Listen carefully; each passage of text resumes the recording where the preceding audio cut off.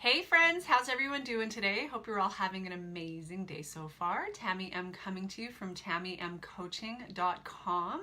And what I want to talk to you about today is the importance of self-love. The importance of self-love when we're talking about narcissistic abuse recovery in particular.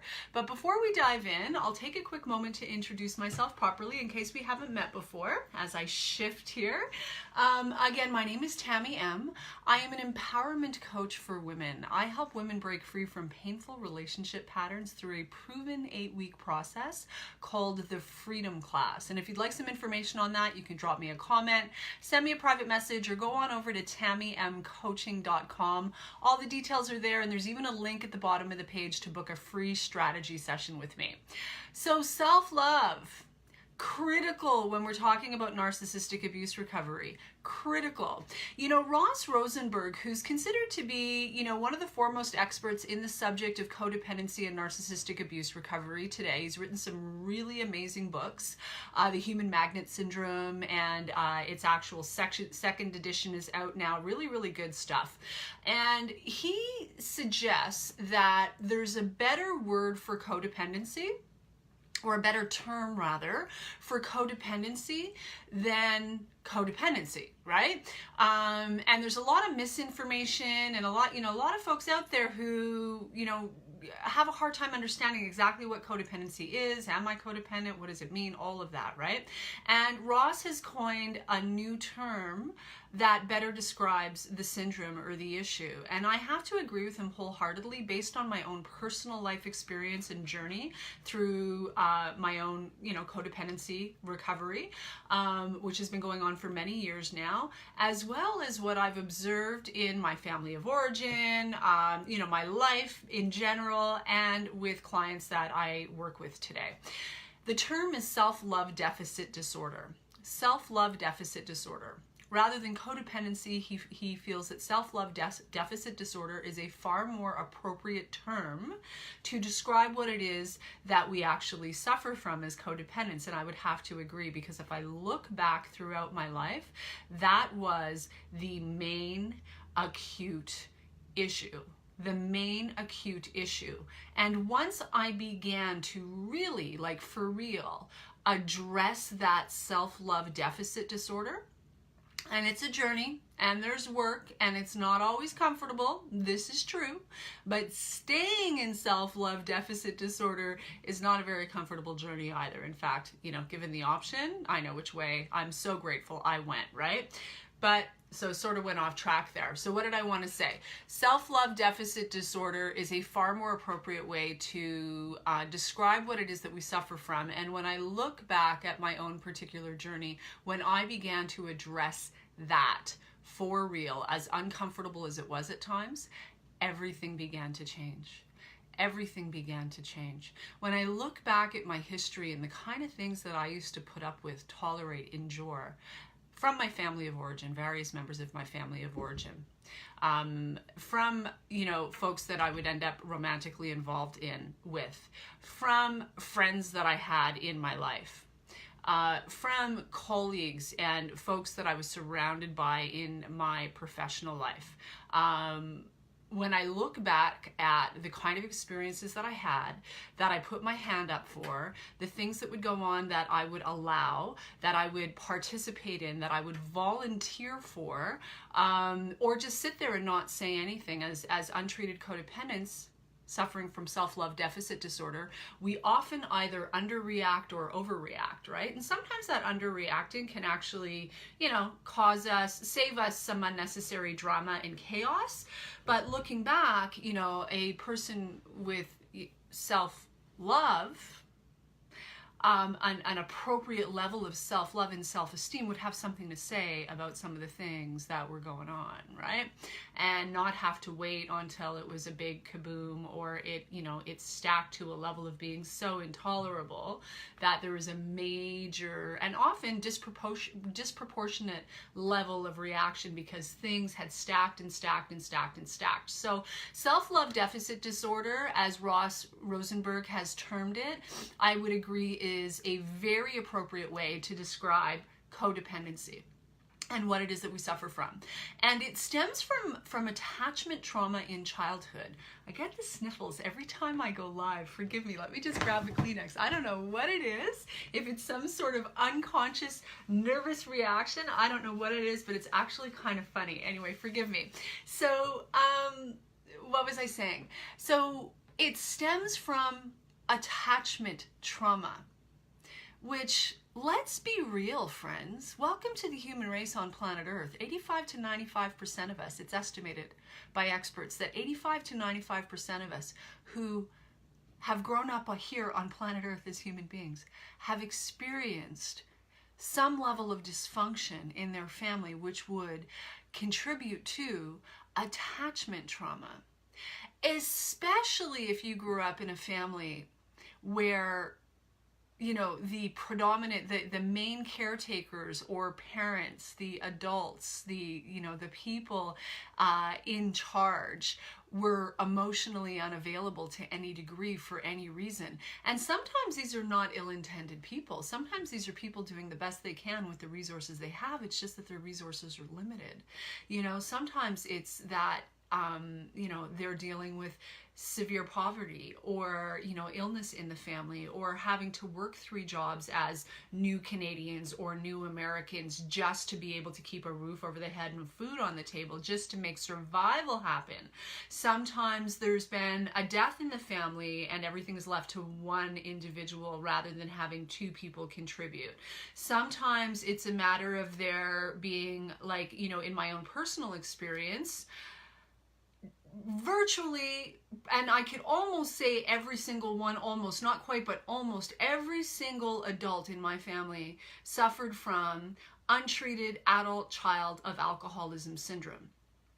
And that is a major syndrome. If you want to talk about emotionally unavailable caretakers, people dealing with limited resources, that is a major, major syndrome, right? And if they didn't have that, they had some other form of untreated trauma or issue that caused them to be a match to that syndrome. And then that manifested in either their own chronic alcoholism and or drug abuse, or untreated codependency, aka self-love deficit disorder, or dry drunk syndrome. And then all of them landing somewhere on the spectrum of destructive narcissism. And I share that with you simply because I know many of you can actually relate to that. Many of you can actually relate to that. They land somewhere, they landed or land somewhere on the spectrum of destructive narcissism based on their untreated codependency, untreated adult child. In my particular family, it was predominantly alcoholism, but it can be adult children of alcoholism, adult children of whatever form of trauma. Did our parents, grow up in the war, or did their parents grow up in the war? Like, there are so many ways in which we as the human race have been traumatized, and then that trauma is perpetuated and handed down from generation to generation, right? So, and then again, landing on the spectrum, depending on the severity of the trauma, what was going on when they were very young, when they were suffering their own attachment trauma, how severe was that, how young were they when that was going on, and it just gets handed down and handed down. And a number of the people in my family were very, and are to this day, they're not all dead, very high-end destructive narcissism. My kid brother, diagnosed by the Canadian Federal Penitentiary System with borderline personality disorder. He's no longer, he's passed on now, so I can speak to that openly because he's passed on. He died in the Canadian Federal Penitentiary System a few years ago, but diagnosed by a psychiatrist.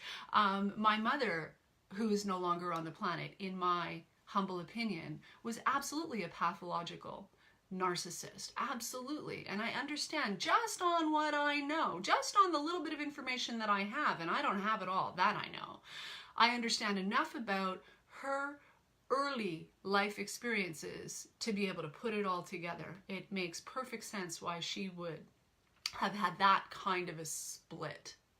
So, When we are raised by people who are that severely emotionally unavailable because of their own unhealed, unaddressed, untreated trauma, whatever that is, incest, child abuse. I mean, there's, again, a myriad of ways, right? And for many of us, it's been a combination of things, right? So whatever that is, when we are raised by folks who are that emotionally unavailable to us, whether they're well-intended or not, whether they're high-end destructive narcissists or just really unwell codependents who are preoccupied with their own obsessions, their own drama, their own chaos, that the children end up being emotionally neglected, we end up suffering from our own attachment trauma, which is where codependency, aka, according to Ross Rosenberg, and I fully agree,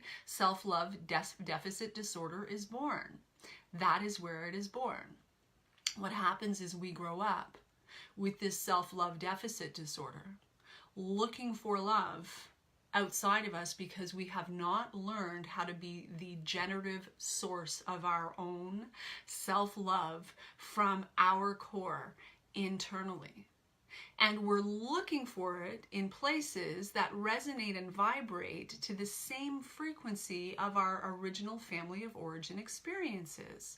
And for many of us, that is not a good thing. That certainly was not a good thing in the first few decades of my life before I began recovery. That was not a good thing. I was attracting one after another who were a vibrational match to the untreated, unwell, highly dysfunctional, seriously abusive on many levels, people that, you know, were made up my immediate family of origin, okay? So really important that we understand that that's where it begins, the attachment trauma. And it's not about blame because, again, sometimes they're just folks doing the best they can with what they have. Sometimes they're well-intended, sometimes not so much. Certainly some of the people who had their hands on me when I was a kid were not well-intended. They couldn't have given a flying fuck. Like, that's how devoid they were of conscience and still are today, right? So sometimes that's the reality. Sometimes they are well-intended. They just don't have the equipment or they are so preoccupied.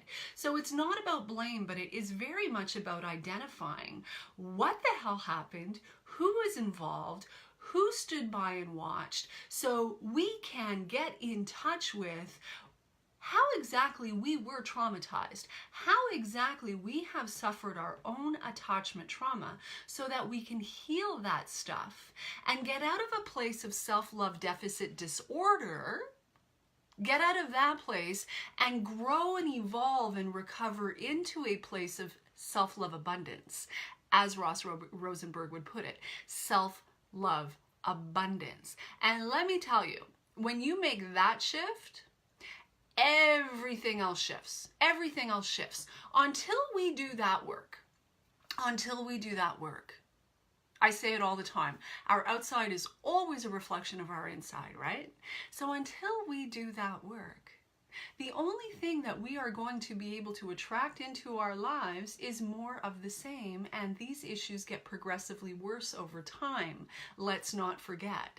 So the next one is likely to be worse than the last, right? So until we actually dive in and deal with the core issues that are causing us to be unconsciously compelled towards these destructive people, situations, circumstances, environments, experiences, until we do our internal core work that shifts and up levels and heals what it is that causes us to be compelled towards these people, as well as attract them into our lives because we are a vibrational match to one another, two pieces of a puzzle fitting well together. Until we do that work, nothing changes. When we do that work, everything changes. Everything changes. I can tell you from my own experience, and I watch it in my clients' lives regularly, consistently. It's amazing. It's phenomenal. So really, really important that we understand self-love deficit disorder is really the crux of it. Underneath that is attachment trauma that so many of us have suffered. Getting ourselves into a place of self-love abundance is really the solution. As trite as that may sound, it really is the solution. Taking our focus off of, the obsessive focus off of them. I say it all the time, I'll say it again. What they do, what they don't do, what they say, what they don't say. You know, like all of these online forums and places where we can go and analyze the, you know, does your narcissist do this, and does your narc do that, and did your narc ever do this, and my narc is not doing that. And you know, information is power, and understanding what the hell you're dealing with is helpful so that you can learn to take better care of yourself and see it coming, and, you know, set boundaries and not be hoodwinked so easily. Like, all of that has some value, but it's not the solution. It's not the solution. It's never going to heal you. It's never going to shift you. Getting out of self-love deficit disorder and into self-love abundance is the solution, as trite as that may sound. Guys, I hope you got some value out of this today. If you liked what you heard, don't forget to like, comment, and or share. Once again, my name is Tamie M. I am an empowerment coach for women. I specialize in codependency and narcissistic abuse recovery, specifically for women. And if you'd like some information on my 8-week transformational program called the Freedom Class, either drop me a comment, send me a private message, or go on over to TamieMCoaching.com for the details, and you can book a free strategy call with me. There's a link at the bottom of that page to do so. Thank you, friends, for hopping on. I appreciate all of you, and I will look forward to catching up with you Monday, Wednesday, Friday, going live right here from my personal page. So I'll look forward to catching up with you Wednesday. And in the meantime, know your value. Know your value and unlock your freedom. Mwah. Much love. Bye for now.